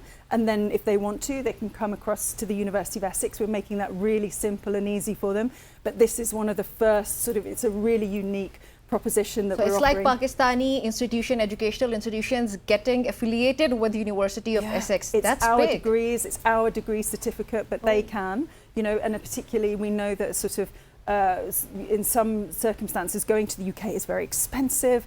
So we're really hoping that this is a really good alternative for some students who want that University of Essex degree, top ranked university from the UK, From the UK. but still studying in country because maybe that's the right choice for them. But we've also got research partnerships with universities in Islamabad, in Lahore, in Peshawar and Karachi. So we have, you know, You are lots of them. extending their sort of projects. Yeah, extending their exactly. Please tell us, many of students are watching us, which subjects do you prefer that Pakistani students will come? I think sort of traditionally, lots of our Pakistani students are studying those high volume, really career focused, career orientated subjects, computer sciences, business. Some of our most exceptional graduates have gone on to found their own businesses, a kind of amazing successes in tech companies all around the world. And I think this is why we're also trying to make a space with these Essex Chevening scholarships for students who might also be studying some of the subjects that wouldn't normally attract sort of lots and lots of applications. So in the arts, in heritage, in law, in corners of Climate studies. Yeah, exactly. So, you know, we're really keen on sort of still promoting all of those, you know, really cutting edge science subjects that we do, business subjects, but at the same time, these Chevening scholarships, we really hope, you know, will make a difference to these. That definitely would make a difference. NSC, please tell me that you talked about Beacon House becoming a part, you know, I'll just say a part of Chevening Essex Yes. scholarship. Is it going to be the first time that a Pakistani institution is being affiliated with Chevening? So no, this is so the University of Essex. The University of Essex, we're working on a partnership with Beacon House International College. Already? That we're developing separately. So that's something that we're doing here in Pakistan. And then the Essex Chevening relationship is to bring students to the UK to come and study there. So they're two separate projects, but of course they're also interlinked because we will hope that, you know, we hope that again there's circulation of that talent and knowledge, and as people become part of the Essex family, whether they're studying here in Pakistan, whether they're part of the Chevening Scholarship, or whether they're just coming to Essex as students, you know, they're all becoming part of the Essex family. So we really hope that people benefit from those relationships. If there is any other projects you're thinking to launch in Pakistan? Well, we're just, what we're finding coming to Pakistan is that everybody is just ready. They're ready and they're energetic, and they say to us, how fast can you go? And we in the UK, we like a certain pace of life, but it's great. It's really brilliant. So are there any more areas that you also want to add in the partnership besides what we have talked about earlier? Well, I think we're really looking at how we can help build the skills economy, the knowledge economy here in Pakistan. In whatever areas. Yeah, so I think we're really interested in opportunities for short courses, for executive education, for professional development. So giving a whole range of opportunities for Pakistani students. And NSE, thank you so very much for joining us. Good Thank luck you. for Thank you. this collaboration, and we hope so that our Pakistani students are going to be benefited from this. Thank you for joining. It was really a nice talk. नाज़रीन, गुफ्तगू आपने सुनी। NSE हमारे साथ मौजूद थी, जो कि डीन है एसेक्स यूनिवर्सिटी की। आप एसेक्स यूनिवर्सिटी की वेबसाइट विजिट कर सकते हैं। आपको जो भी इन्फॉर्मेशन चाहिए अप्लाई करें, बरतानिया जाएं और अपने ख्वाबों की यूनिवर्सिटी में तालीम हासिल करें। I mean, what else do you need? एक ब्रेक शामिल करने लगे। Stay with us.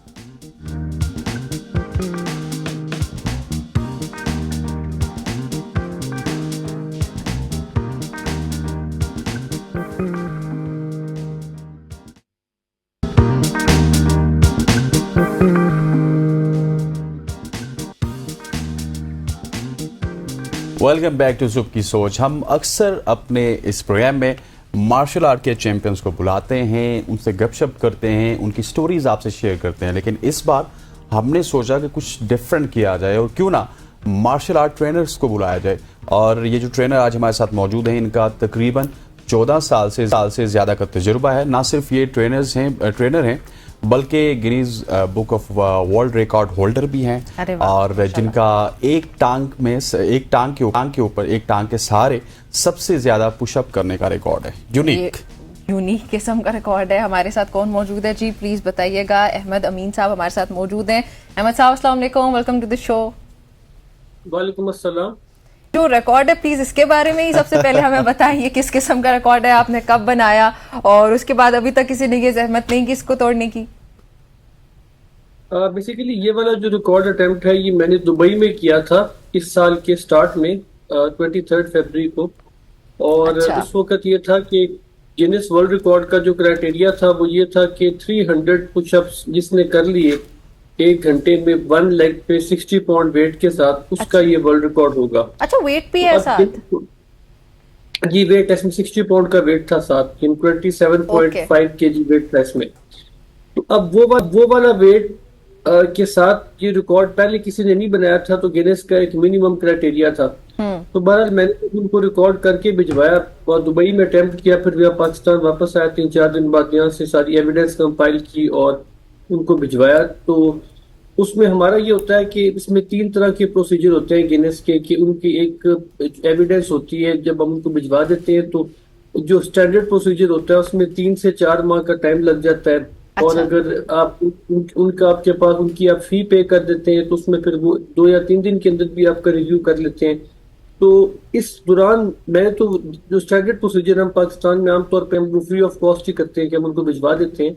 तो उसके बाद हम फिर वेट करते हैं कि ये जब इनके पास टाइम होगा चेक कर लेंगे उसको। तो इस दौरान क्योंकि जो एग्जिस्टिंग रिकॉर्ड है वो 300 ही था, तो जो पुशअप्स में बहुत बड़ा दुनिया का प्लेयर है स्पेन का एलिजेंड्रो सोलर, उसने इस रिकॉर्ड को अटेम्प्ट किया और उसने 320 कर लिए।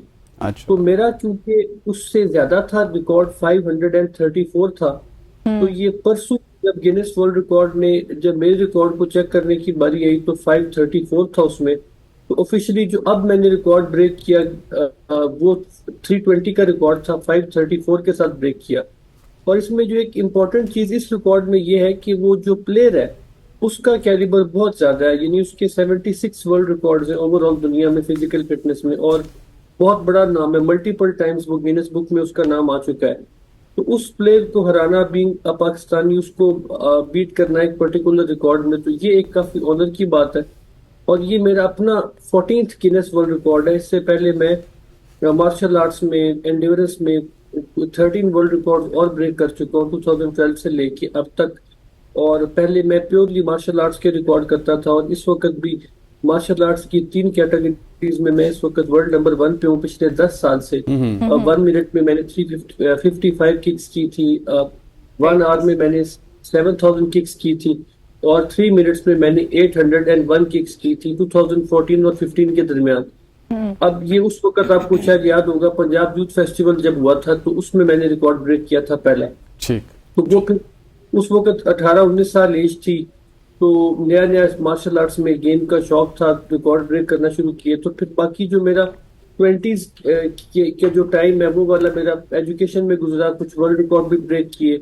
इस वक्त मेरा एमफिल कंप्लीट होने वाला है physical education and sports science में, और मैं कंप्यूटर साइंस में ग्रेजुएट हूँ। ठीक हो और ठीक। अच्छा अहमद, आपने अपने बहुत सारे रिकॉर्ड्स गिनवाए, जिसमें हमने Guinness book of world record की भी बात की, और भी आपके पास रिकॉर्ड्स हैं। लेकिन पहले आप मार्शल आर्ट खेलते थे, अब आप ट्रेनिंग की तरफ जा रहे हैं, तो एज ए ट्रेनर क्या कुछ मतलब आपको फेस करना पड़ता है? कौन कौन से आपके स्टूडेंट्स हैं जो कि कल जाके आपकी तरह के रिकॉर्ड्स बना सकते हैं, उनके हवाले से बताइएगा। जी बिल्कुल, 2017 के अंदर मैंने एक इंस्टीट्यूट बनाया था मैशफिट के नाम से, जिसकी इस वक्त 2 ब्रांचेस लाहौर में चल रही हैं, DHA लाहौर में। और वहाँ पे हम इस वक्त तक पिछले 7 साल के अंदर हम 500 से ज़्यादा बच्चों को ट्रेन कर चुके हैं। और हर साल का एक जो बैच होता है उसमें हम जो टोटल नंबर ऑफ स्टूडेंट्स अगर करें तो वो 500 से ऊपर है जिनको हम ट्रेनिंग दे चुके हैं, जिसमें से 12 स्टूडेंट्स हमारे वर्ल्ड चैंपियनशिप खेले। और हमारा एक स्टूडेंट कुछ अर्सा पहले आपके प्रोग्राम में आया भी था, जिसको भी हम वर्ल्ड चैंपियनशिप में भेज रहे हैं जी। तो उसकी 7 साल उसकी एज है। तो इस तरह इन बच्चों को ट्रेन किया। उसमें मेन हमारा जो गोल था वो ये था कि जो भी टेक्नोलॉजी का टाइम है जिसमें बच्चों का जो स्क्रीन टाइम बहुत ज्यादा है, बच्चे बहुत ज्यादा एडिक्टेड है वीडियो गेम्स पे और टैब्स पे, मोबाइल्स पे, तो उनको एक फिजिकल एक्टिविटी की तरफ लाया जाए, उनको दोबारा खेलों के मैदान में वापस लाया जाए। ये हमारा सोशल कॉज था काफी बड़ा। अच्छा अहमद, अगर सॉरी, अगर किसी ने आपसे ट्रेन करना है, आप अगर किसी को कोई चाहता है कि आप उसको ट्रेन करें, तो कैसे कांटेक्ट कर सकते हैं आपको? आप किस तरह ट्रेनिंग देते हैं, कहाँ पे आप ट्रेन करते हैं, सब कुछ बता दीजिएगा प्लीज। हमारा सेंटर है DHA फेज 3 में मैशफिट के नाम से, और DHA फेज 6 में लाहौर में भी मैशफिट के नाम से। किसके नाम से? अगर आप मैशफिट के नाम से, MASHFIT मैशफिट, तो ओके नाम है। और उसमें आप गूगल पे सर्च करेंगे और फेसबुक पे भी करेंगे तो वो आ जाता है उसके पेजेस। तो पेजेस से कोई भी ट्रेन करना चाहे तो वो कांटेक्ट कर सकता है इस तरह से। ठीक हो गया। अच्छा अहमद, मुझे बताइएगा, क्योंकि आप मार्शल आर्ट खुद खेली भी है, अब आप सिखा भी रहे हैं, तो मार्शल आर्ट का फ्यूचर पाकिस्तान में मुझे तो काफ़ी ज़्यादा ब्राइट लगता है, लेकिन आप इस फील्ड में हैं, आप लोगों को ट्रेन कर रहे हैं, तो मार्शल आर्ट के हवाले से पाकिस्तान को आप कहाँ पे रेट करते हैं? पाकिस्तानी टैलेंट को, पाकिस्तानी लड़कों को, पाकिस्तान की जो डिफरेंट एक्टिविटीज़ हैं मार्शल आर्ट्स में, उनको? देखिए, पाकिस्तान के अंदर ना आप जितनी भी स्पोर्ट्स है ना, सारों का टैलेंट बहुत है। एक होता है टैलेंट और एक होता है स्ट्रक्चर, उस टैलेंट को प्रोफेशनल लेवल पे लाने के लिए और उसको ग्रूम करने के लिए। हम जिस चीज में लैक करते हैं एज अ नेशन, वो कभी भी टैलेंट की तो कमी थी नहीं इस मुल्क के अंदर। मैंने ऐसे ऐसे प्लेयर्स देखे हैं, ऐसे ऐसे स्किल्ड लोग देखे हैं, लेकिन बाय द टाइम उनका वो प्रोफेशनली खेलने का वक्त आता है तो उनके ऊपर फाइनेंशियल रिस्पॉन्सिबिलिटीज और इस तरह की चीजों की वजह से वो पीछे रह जाते हैं। तो क्रिकेट के अलावा पाकिस्तान में जितनी बाकी स्पोर्ट्स हैं, टैलेंट की कोई कमी नहीं है, सिर्फ एक स्ट्रक्चर की कमी है। अगर उस स्ट्रक्चर को बना दिया जाए, और वो स्ट्रक्चर ऐसे नहीं है कि हम अक्सर कोई भी बंदा स्पोर्ट्स की बात करता है तो वो कहता है कि गवर्नमेंट ये नहीं कर रही, गवर्नमेंट इसमें सपोर्ट नहीं कर रही। ये बात ठीक है कि गवर्नमेंट की प्रायोरिटी बाकी स्पोर्ट्स को डेवलप करने की उस तरह से नहीं जिस तरह से होनी चाहिए, कभी भी उस तरह से नहीं रही पिछले 70 साल में। लेकिन दुनिया के अंदर जो स्पोर्ट्स कामयाब है वो प्राइवेट पब्लिक पार्टनरशिप के साथ कामयाब है, कि जो आपका प्राइवेट स्पॉन्सर है, जो आपकी बड़ी मल्टीनेशनल्स है जो मुल्क में काम कर रही है, उनका एक की रोल होता है स्पोर्ट्स को प्रमोट करने का। तो एक इस चीज में हम लैग कर रहे हैं। और सेकेंडली जिसमें हम लैग कर रहे हैं वो ये है कि हमारे जो एजुकेशनल इंस्टीट्यूशंस हैं जितने भी, बचपन से लेके उनका जो इस वक्त स्पोर्ट्स का स्ट्रक्चर है वो सिर्फ इतना है बच्चों के लिए कि साल में एक स्पोर्ट्स डे होता है और उसके ऊपर पेरेंट्स तस्वीरें बना के खुश हो जाते हैं कि हमारा जो बच्चा है वो स्पोर्ट्स खेल रहा है। तो ऐसा नहीं होता। दुनिया के अंदर जो टैलेंट पिक करना शुरू करते हैं, वो जो मोटर स्किल डेवलपमेंट होती है आपकी, वो बचपन से आपकी स्कूल गोइंग ईयर्स के अंदर ही स्टार्ट हो जाती है।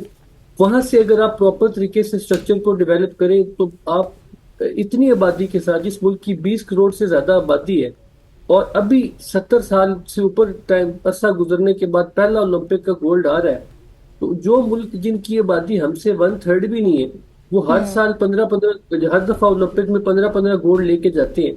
तो उसकी वजह ये नहीं है कि वहां पे टैलेंट भी बहुत एक्स्ट्रा ऑर्डिनरी है, उसकी वजह सिर्फ उनका स्ट्रक्चर और सिस्टम है जो बचपन से लेके एडल्टहुड तक एक प्रोफेशनल प्लेयर डेवलपमेंट के जो स्टेप्स हैं उनको पूरे तरीके से फॉलो करते हैं। इस चीज की कमी है पाकिस्तान में। ठीक। अच्छा अहमद, जो आपका ट्रेनिंग स्कूल है उसमें आप कितने आवर्स ट्रेन करते हैं? आप खुद कब अवेलेबल होते हैं? आपके अलावा दीगर ट्रेनर्स भी हैं?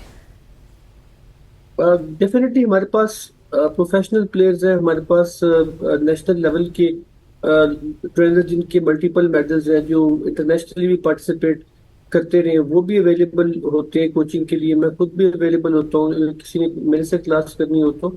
और हम डिफरेंट प्रोग्राम्स पे ट्रेन करते हैं बच्चों की। हम टाइकोंडो फॉलो करते हैं ज्यादा बच्चों के लिए और उनकी मोटर स्किल डेवलपमेंट पे प्रोफेशनली काम करते हैं। और मैं पाकिस्तान का पहला कोच हूँ जो कि स्विट्जरलैंड से सर्टिफाइड हूँ उसमें मोटर स्किल डेवलपमेंट में, उस पर काम करते हैं। फीमेल्स के लिए हम सेल्फ डिफेंस का प्रोग्राम रन करते हैं, फिजिकल फिटनेस का करते हैं, और इसके अलावा मिक्स मार्शल आर्ट्स और बॉक्सिंग का प्रोग्राम भी हमारे पास है। अच्छा, ये एडल्ट्स के लिए बॉक्सिंग और दीगर मार्शल आर्ट्स के जो वो उसके लिए वो है, फीमेल के लिए आप खास तौर पे काम कर रहे हैं सेफ्टी वगैरह के लिए उनको गाइड करना, राइट? ठीक है। अच्छा अहमद, आपने पिछले सवाल के जवाब में एक जिक्र किया था स्पॉन्सरशिप का। आपने खुद स्विट्जरलैंड से जाके तालीम हासिल की, इसकी ट्रेनिंग हासिल की, लेकिन मुझे ये लगता है कि पूरी दुनिया में मार्शल आर्ट हो गया, कोई छोटी मोटी गेम होगी, बहुत बड़े बड़े स्पॉन्सर्स मौजूद होते हैं, लेकिन अनफॉर्चुनेटली पाकिस्तान में स्पॉन्सरशिप नहीं होती। इसकी वजूहात क्या हैं? क्या मतलब हमारे पास टैलेंट नहीं है, गवर्नमेंट इसमें इन्वॉल्व नहीं हो रही, या कमर्शियल जो तमाम तर चीज़ें हैं, कमर्शियल आप देख लेना, कमर्शियल वैल्यूज़ हैं वो है ही नहीं इन गेम्स में? देखिए, जो प्राइवेट इन्वेस्टर होता है ना, वो किसी भी चीज के ऊपर अगर पैसा लगाता है तो वो पैसा उसके अगेंस्ट रिटर्न देखता है कि मुझे मिलेगा क्या। अगर कोई क्रिकेट को स्पॉन्सर करता है तो उसको पता है कि इस बैट के ऊपर मेरी कंपनी का लोगो लगा हुआ है, ये पूरे मुल्क में मैच देखा जाएगा और मेरा ब्रांड मशहूर हो जाएगा, तो वो पैसे देगा। अब आपके टीवी चैनल्स कितने हैं, आप स्पोर्ट्स के कितने चैनल्स पाकिस्तान में इस वक्त होंगे, और वो अगर आप उन चैनल्स को लगा के भी देखें तो सवाए क्रिकेट के और कुछ नहीं, तो उसमें पुराने किसी मैच की हाईलाइट्स आ रही होंगी। तो हमने बचपन से ना, मैं जब बड़ा हुआ, मुझे तो 15 साल की एज में ये एहसास हुआ है कि मेरा जो नेचुरल टैलेंट है वो तो मार्शल आर्ट्स में और एंड्योरेंस स्पोर्ट्स में है, वो क्रिकेट के अंदर तो है ही नहीं। मैं क्रिकेट खेल भी लूंगा तो मैं बहुत होगा तो डिस्ट्रिक्ट लेवल से ऊपर जा ही नहीं सकता।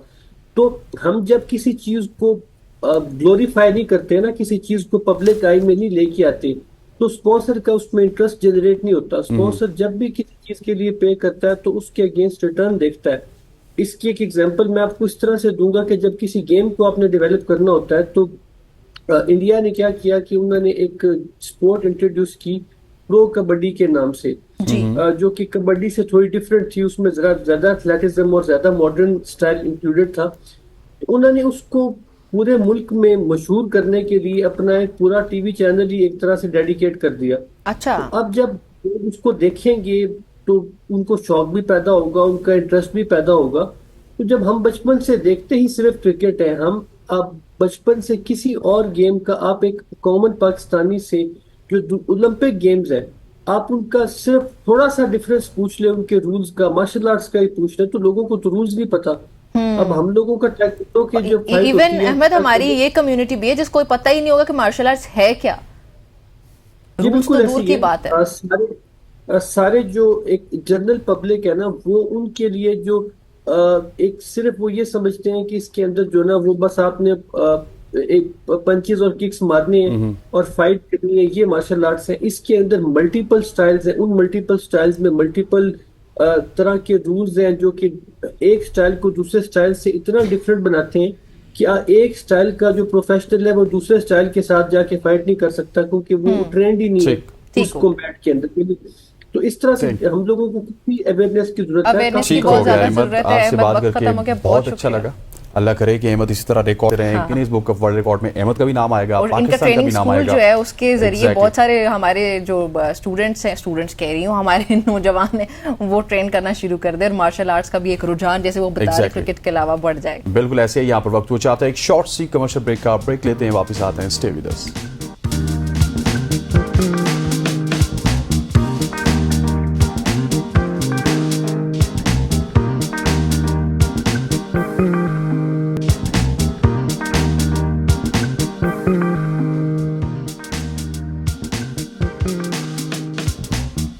वेलकम बैक टू सुबह की सोच। निम्रा, कल हमने एक खबर दी थी, आपको याद होगा याद है मुझे बड़े कि अच्छे जो तरीके से। नॉन टैक्स फाइलर होंगे वो अब ट्रैवल नहीं कर सकते, वो ट्रैवल नहीं कर सकते। उसके अलावा भी बहुत सारी पाबंदियां जिनका हमने बड़ी डिटेल में जिक्र किया था। सिम्स भी आपकी बंद हो जाएंगी, आप ट्रैवल नहीं कर पाएंगे, बड़े मसले मसाइल होने लगे हैं आपको, और बिल्स वगैरह पे भी मसाइल उनको सामना करना पड़ेगा।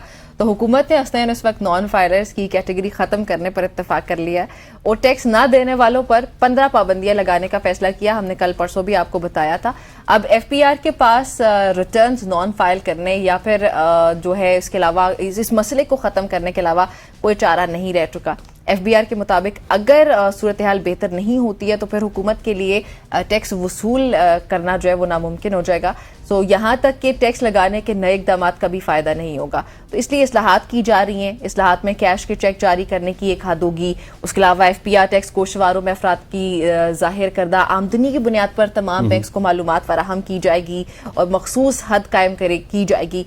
उसके अलावा हद से ज़्यादा कोई भी मालियाती ट्रांजैक्शन की इत्तला एफबीआर को दी जाएगी। ये निज़ाम चंद महीने में नाफिजुल अमल हो जाएगा, उम्मीद यही कर रहे हैं हम। लेकिन ये मुझे खुद भी बहुत खुशाइंद लगा कि अगर इन स्टेप्स पे हुकूमत काम करती है और ये प्रैक्टिकली इनको पॉसिबल कर लिया जाता है तो हमारी इकोनॉमी में बहुत ज्यादा फर्क पड़ेगा। तो बेहतर स्टेप्स हैं एफटीआर। और इस हवाले से हम आज बात भी करेंगे, हमारे पास एक्सपर्ट भी मौजूद है, आप हमें कॉल भी कर सकते हैं 051-890-1008 और दूसरा नंबर नोट कर लीजिएगा 051-2624-946। हमारे साथ मौजूद हैं सैयद तंसीर बुखारी साहब जो कि माहिर टैक्स उमूर हैं। बुखारी साहब आपको खुशामदीद कहते हैं, thank you very much for joining us. सबसे पहले मुझे ये बताइए कि ये जो 15 के करीब पाबंदियां हैं ये लगने लगी हैं नॉन फाइलर्स पे, और साथ ये भी बता दीजिएगा कि नॉन फाइलर्स आए कहाँ से, बेसिकली ये पूरी दुनिया में हमें नजर नहीं आते। थैंक यू वेरी मच जी। देखिए ये नॉन फाइलर की टर्म जो है ना, ये फर्स्ट टाइम इंट्रोड्यूस की गई थी ऑर्डिनेंस में 2013 में। 2013 में ये एक सिंपल बड़ी नॉमिनल किस्म की पनिशमेंट रख के और नॉन फाइलर को आइडेंटिफाई किया गया था। अवामुन नास ने ये समझा कि अच्छा फाइलर 1% देगा प्रॉपर्टी ट्रांसफ़र पे, मैं 2% दूंगा, मुझे कोई नहीं पूछेगा, मेरी फुल एंड फाइनल पनिशमेंट है। जबकि कानून ये था कि वो 1 का 2 दे के उसके बाद भी 34% टैक्स उसका ड्यू रहता था। ये लैक ऑफ अवेयरनेस थी। अच्छा अभी जो निम्रा बता रही थी कि जी नॉन फाइलर की 15 सजाएं आ रही हैं, इस पे तो मीम्स भी चल रही हैं कि 31 दिसंबर को सजाए मौत दे दी जाएगी नॉन फाइलर को, तो फिर तो आबादी ही 17 करोड़ रह जाएगी। आपको पता है ना पाकिस्तानी मीमर्स का तो दुनिया में कोई मुकाबला नहीं है। उसके मुताबिक तो 8 करोड़ वैसे ही मार दिए जाएंगे। ये तो एक मजाक है। लेकिन मुझे सिर्फ अफसोस ये है कि हमारे लॉ मेकर के ऊपर, लेजिस्लेशन के ऊपर, कि 2013 से लेकर आज 24 आ चुका है, 11 साल ये नॉन फाइलर की एक प्रैक्टिस एक्सरसाइज की। अब यकलख्त इसको एक ऑर्डिनेंस के जरिए और इस तरीके से इसको ख़त्म करके एक नया कॉन्सेप्ट लाया जा रहा है कि जी no non filer direct punishment. जहाज पे सफ़र नहीं होगा, आपकी बिजली कटेगी, आपका फ़ोन कटेगा, इसके अलावा बेतहाशा और चीज़ें सख्तियाँ, जैसे आपने चेक वगैरह का बताया। अब बात तो सिर्फ ये है कि चले ओके, आपने इन 11 साल में कितने नॉन फाइलर हैं जो आइडेंटिफाई किए और टैक्स नेट में शामिल किए, और कितना पोटेंशियल उनमें पोटेंशियल टैक्स पेयर था उसमें। फुल स्टॉप जिसे कहते हैं, ब्लैंक है इसके ऊपर आपका अथॉरिटीज़ जो है। मैं सिर्फ ये कहता हूँ हमारा पाकिस्तान एक तजर्बा गाह बनाया गया है, यानी तजर्बे करते जाएं। जो नया अफसर आए वो अपना तजर्बा लॉन्च करे, वो 2 साल चले, 5 साल चले, उसके बाद वो फ्लॉप आ जाए, नया आके उसको चेंज करे। ये नॉन पॉलिसीज रहती नहीं है। नॉन फाइलर का कॉन्सेप्ट जो था ना, इसका मकसद रेवेन्यू जनरेशन नहीं था कि हमने पैसा इकट्ठा करना है। टोटल 30-40 अरब रुपया इकट्ठा हुआ था इससे। इसका असल मकसद था आपका डेटा इकट्ठा करना कि मैं नॉन फाइलर हूं, मैंने 10 करोड़ की प्रॉपर्टी ली, मैंने डबल टैक्स पे करके अपनी प्रॉपर्टी ट्रांसफर करा ली, एफबीआर के पास वो डाटा आ गया। अब उसको शोकाज करें, आप उससे पूछें कि भाई आपके पास 10 करोड़ कहां से आया, उसका ऑडिट करें, मैकेनिज्म वो फास्टेस्ट बनाएं, तेजी से एडजुडिकेट करें मैटर्स को, जब एडजुडिकेट तेजी से करेंगे, लोगों को सजाएं जल्दी मिलेंगी, अदालती निज़ाम ठीक होगा, आपका ये नॉन फाइलर खुद ही एलिमिनेट हो जाता। यानी ये 11 साल का एक बड़ा वसी अरसा है कि जिसके अंदर आपका एक भी नॉन फाइलर रहना नहीं चाहिए था। लेकिन सद अफसोस कि अभी आप खबर दे रहे हैं कि ये आजकल में ऑर्डिनेंस आ जाएगा, नॉन फाइलर का कॉन्सेप्ट वैनिश हो जाएगा और एक नया कॉन्सेप्ट आ जाएगा, there is no non filer, only punishment. ठीक हो गया। तो ये जो पनिशमेंट की बात हो रही है, 15 किस्म की पाबंदियां लगाने की, इसका तरीकाकार क्या होगा, ये किस तरह से लगेंगी? अभी इसमें मेरा ख्याल है गवर्नमेंट टाइम देगी। जो सुनने में आ रहा है कि थ्रू ऑर्डिनेंस ये छोटी सी एक अमेंडमेंट लाई जाएगी और इसमें शायद 90 डेज का टाइम देना चाह रहे हैं 31 नॉन फाइलर्स को कि आप रजिस्टर्ड हो जाए, आप फाइलर बन जाए। 31 दिसंबर के बाद क्रैक डाउन होगा। अच्छा, ये एक बड़ी अपसेटिंग सिचुएशन होगी। मैं एक मिसाल देता हूँ, एक विडो है, उसकी कोई अर्निंग नहीं है, कोई इनकम नहीं तरफ आ रहा था एक शख्स जिसकी 15 या 20 हजार इनकम है, वो किस तरह आपके नेट में आएगा? वो आपके नेट में कैसे आएगा? अब वो ट्रैवल करने के लिए बेचारा एयरपोर्ट पहुंचा, या उसका उम्रे का टिकट निकला है, वो क्या करेगा? अच्छा, उम्रे की एग्जाम्पशन है, वो और हज दोनों की वो एग्जाम्पशन है। वो अब तो सामने एक्सटेंट है कि एक स्पिरिचुअल टूर है कि उसमें आपकी 50% से ज्यादा अफराद गरीब जो पूरी जिंदगी की जमा पूंजी लगा के जाते हैं, वो एक एग्जाम्पशन पहले भी रखी गई थी, शायद अभी भी रखी जा रही है। मसला सिर्फ ये है कि भाई मैं ट्रैवल करने के लिए एयरपोर्ट पे पहुंचा और मुझे नॉन फाइलर या क्लख्त कह के उतार दिया गया। अच्छा, आपको माजरत के साथ आपको इंटरप्ट करिए, हमारे साथ एक कॉलर है लाहौर से, आमिर साहब, उनका सवाल भी ले लेते हैं, फिर इस पे बात करते हैं। आमिर साहब, अस्सलाम वालेकुम, welcome to the show, question पूछिएगा। जी वालेकुम अस्सलाम। मुझे ये पूछना था, मेरी 40,000 रुपया इनकम है, एक मोबाइल फोन की शॉप है मेरी, उसमें मैं घर का सारा सिस्टम चला रहा हूँ। मेरी मिसेज के नंबर पे FBR की तरफ से मैसेज आए हैं कि आपका जो है 30 तारीख तक आप अपनी FBR रिटर्न एंटर करें, वरना आपकी सिमें बंद कर दी जाएंगी। मेरे कनेक्शन भी, वो बिजली पानी के कनेक्शन बंद कर दिए जाएंगे। अब मुझे बताएं कि मेरी मिसेज की कोई जॉब नहीं है, हाउस वाइफ है, यानी उनके नाम पे सिम्स है, कोई उनके नाम पे प्रॉपर्टी नहीं है, कोई यूटिलिटी कनेक्शन नहीं है किसी किस्म का, कोई बिजनेस नहीं है। अब उनको मैसेज FBR की तरफ से आ रहा है कि आप आके यहाँ पे रिटर्न जमा करवाएं। उसकी क्या हम रिटर्न फाइल करें? एक इनकम ही नहीं है उनकी।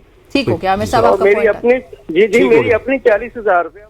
आमिर साहब, आपका सवाल आ गया, आप जवाब दें। आमिर, आप ये बताएं कि आपकी मिसेज ने सबसे पहले कभी कोई NTN लिया था, या कोई रिटर्न फाइल की थी, या कभी कोई गाड़ी खरीदी, कुछ नहीं हुआ, या कोई गाड़ी कुछ नहीं माजी में, या कोई प्लॉट? तो ऐसा मुमकिन नहीं है। उनके नाम पे कोई प्रॉपर्टी नहीं है, कोई बाइक तक, कोई गाड़ी, कुछ नहीं है, कोई फिर घर का कनेक्शन, कमर्शियल कनेक्शन कुछ नहीं है जी। फिर आप फौरी तौर पे करीबी टैक्स ऑफिस में राब्ता करें और अपनी मिसेस को डी रजिस्टर कराएं, वो मिस्टेकनली रजिस्टर्ड हो चुकी है। बुखारी साहब, मेरा ये ख्याल है कि ये जो मैसेजेस होते हैं ना, ये ऑटो जनरेटेड होते हैं, उन्होंने पूरे के पूरे नेटवर्क्स में मैसेज भेज दिए होते हैं। इसमें मेरा ख्याल है कि नहीं, वो मिस्टेकनली रजिस्टर्ड भी हो सकती है। हाँ, वो टैक्स ऑफिस से राब्ता कर लें। आपको एक बात बताऊं मजे की, कि आप है ना, आपके कजन ने गाड़ी लेनी है, आपको कहा यार मुझे अपना ID कार्ड देना जरा, मैं तेरे नाम पे गाड़ी, आपको भूल गया 5 साल के बाद, 8 साल के बाद, लेकिन FBR के डेटाबेस में आपने 1000 CC से ऊपर की गाड़ी नहीं खरीद ली, वो कजन ने खरीदी, उसी ने इस्तेमाल की, उसी ने बेच भी दी। आप FBR के डाटा के अंदर एज ए टैक्स पेयर आ चुके हैं कि आपकी कैपेसिटी है 1000 CC की गाड़ी खरीदने की। तो ये बहुत बड़ा मसला नहीं है वैसे? एक आम आदमी जो 30-40 हजार रुपया ही हमारे मुल्क में बहुत ज्यादा जो कमाता है वो कमाता है, तो कहाँ से कोई टैक्स की 600,000 तक की तो एग्जाम्पशन है कि इस तक जो इनकम होगी उस पर कोई टैक्स नहीं, ना बोला 6 लाख रुपए, 6 लाख तक, ओके, उस तक की एग्जाम्पशन है। और उसके ऊपर तो देखें, बात यह है कि आज के दौर में 6 लाख का मतलब है 50,000 रुपया महीना। सफेद पोश जो तनख्वाहदार है वो तो बेचारा पिस रहा है, एक रेडी वाला शायद मेरा ख्याल है 75,000 कमाता होगा महीने का, वो 2,000-3,000 रुपया रोजाना दिहाड़ी लगा के जाता है।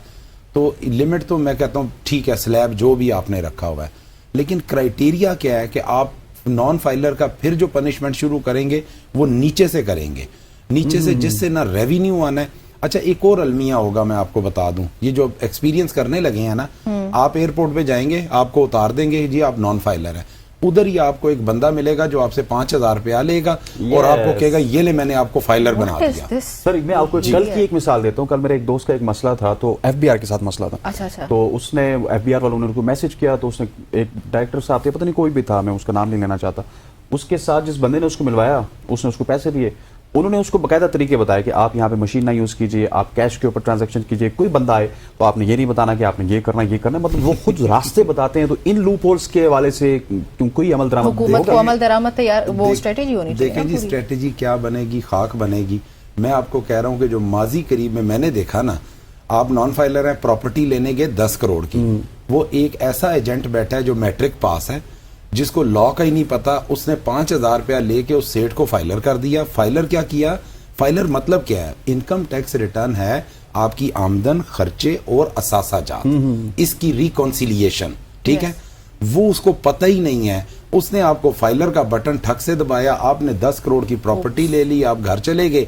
5 साल, 2 साल, 1 साल के बाद आपको इंटेलिजेंस की तरफ से नोटिस आया, FIR आप पे कटेगी, अरेस्ट आप होंगे, जुर्माने आपको लग रहे हैं।